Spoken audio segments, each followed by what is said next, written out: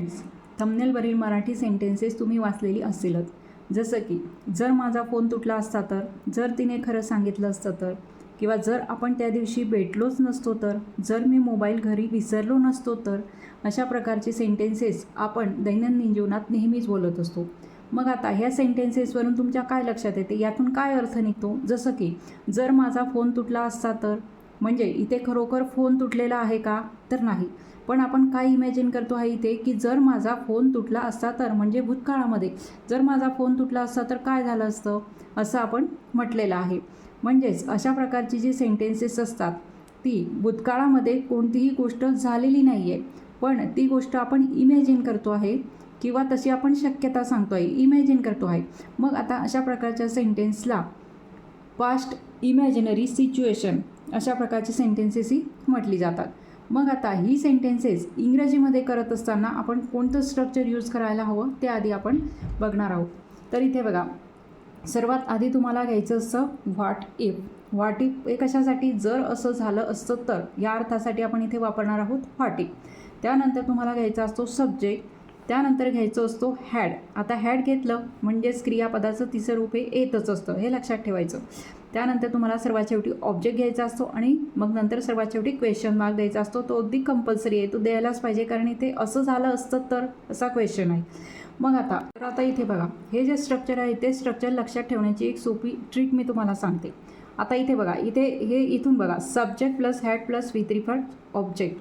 आता हे जे स्ट्रक्चर आहे, हे स्ट्रक्चरवरून तुम्हाला काय समजते, की हे जे स्ट्रक्चर आहे ते कोणत्या टेन्सचं आहे, तर पास्ट परफेक्ट टेन्सचं हे स्ट्रक्चर आहे, पास्ट परफेक्ट.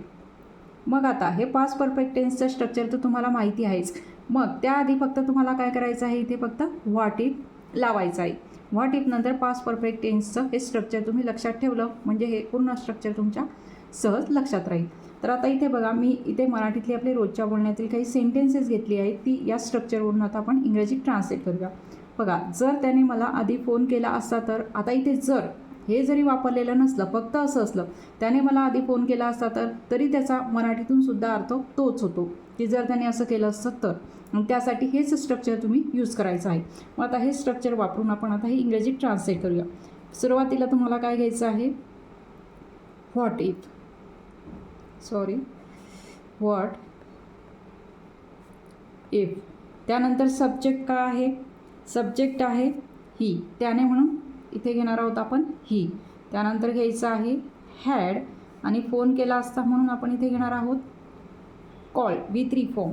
आणि ऑब्जेक्ट आहे मला, what if he had called me, आणि आधी म्हणून आपण इथे वापरणार आहोत अर्लियर. आणि शेवटी काय द्यायचं आहे मग तुम्हाला, क्वेश्चन मार्क. बघा, what if he had called me earlier, जर त्याने मला आधी फोन केला असता तर, किंवा त्याने मला आधी फोन केला असता तर, असं जरी असलं तरी हेच येणार आहे, what if he had called me earlier, अशा प्रकारे. त्यानंतर आता नेक्स्ट बघा, जर माझा फोन तुटला असता तर, बघा असा सुद्धा आपण बऱ्याच वेळेला म्हणत असतो. मग आता इथे सुद्धा आपण काय करणार आहोत, सुरुवातीला व्हॉट इफ, आणि सब्जेक्ट काय आहे, माझा फोन, म्हणजेच my phone. What if my phone had, आणि तुटला ब्रिक, मग त्याचं थर्ड फॉर्म ब्रोकन. ऑब्जेक्ट नाही आहे, शेवटी द्यायचं आहे question mark. What if my phone had broken, जर माझा फोन तुटला असता तर, किंवा माझा फोन तुटला असता तर, तरी हेच what if my phone had broken, अशा प्रकारे. त्यानंतर आता नेक्स्ट काय आहे, जर तिने खरंच सांगितलं असतं तर. बघा, आता इथे सुद्धा आपण घेणार आहोत व्हॉट इफ. सब्जेक्ट काय आहे, तिने, म्हणजेच शी. नंतर हॅड, नंतर सांगणे टेल, त्याचा थर्ड फॉर्म आपल्याला इथे घ्यायचा आहे told. She had told the truth. बघा, अशा प्रकारे हे सेंटेन्स इथे इंग्रजीत ट्रान्सलेट झाले. What if she had told the truth, जर तिने खरं सांगितलं असतं तर, किंवा तिने खरं सांगितलं असतं तर, अशा प्रकारे. आता नेक्स्ट बघा, जर मी तो मेसेज वाचला असता तर. बघा, म्हणजे बऱ्याच वेळेला आपण असं म्हणत असतो की जर मी तो मेसेज वाचला असता तर लवकर निघालो असतो. आता इथे जर मी तो मेसेज वाचला असता तर आता हे जे सेंटेन्स आहे ते तुम्ही इंग्रजीमध्ये ट्रान्सलेट करून याचे ट्रान्सलेशन तुम्ही कमेंट बॉक्समध्ये लिहायचं आहे. स्ट्रक्चर वरप्रमाणेच इथे फॉलो करायचं आहे. आता इथे बघा, आता नेक्स्ट सेंटेन्स तुम्ही बघा, जर आपण त्या दिवशी भेटलोच नसतो तर. आता वरती आपण जे सेंटेन्सेस बघितले तिथे काय होतं, असतो तर किंवा असतं तर, पण इथे काय आहे, नसतो तर. जर आपण त्या दिवशी भेटलोच नसतो तर. मग आता अशा प्रकारचे सेंटेन्स ट्रान्सलेट करताना फक्त एकच चेंज तुम्हाला करायचं आहे, कारण इथे थोडंसं निगेटिव्ह मिनिंग येते. मग आता काय करायचं, स्ट्रक्चर सेम येणार आहे. बघा मी इथे ट्रान्सलेट करतानाच तुम्हाला सांगणार आहे. व्हॉट इफ तर तुम्हाला घ्यायचंच आहे. त्यानंतर तुम्हाला काय घ्यायचं आहे की सब्जेक्ट तो आहे आपण म्हणजेच वी. त्यानंतर तुम्हाला घ्यायचं आहे हॅड. आता नसतो तर म्हणून आपण इथे हॅड नॉट घेणार आहोत फक्त. इफ वी हॅड नॉट किंवा हॅडंट असं सुद्धा तुम्ही घेऊ शकता. वी हॅड नॉट आणि वर्ब काय आहे, भेटणे. त्याचं आपल्याला काय घ्यायचं आहे, third form met. We hadn't met किंवा वी हॅड नॉट मेट आणि काय दिलेलं आहे, त्या दिवशी. म्हणून आपण इथे घेणार आहोत दॅट डे. बघा अगदी सोपं आहे. फक्त फरक लक्षात ठेवायचा, भेटलोच असतो तर असं नाही आहे इथे, तर भेटलोच नसतो तर म्हणून आपण इथे काय घेतलं आहे, हॅड नॉट वापरलं आहे. What if we hadn't met that day किंवा we had not met that day असं तुम्ही म्हणू शकता. आता नेक्स्ट बघा, जर मी मोबाईल घरी विसरलो नसतो तर. बघा हे सुद्धा नसतो तर अशाच प्रकारचं हे सेंटेन्स आहे.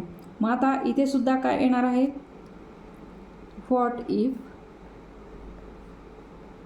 मी म्हणजेच आय, हॅडंट किंवा हॅड नॉट सुद्धा तुम्ही घेऊ शकता. आय हॅडंट आणि विसरलो, फॉरगेट, त्याचं थर्ड फॉर्म आपल्याला घ्यायचं आहे फॉरगॉटन. फॉरगॉटन.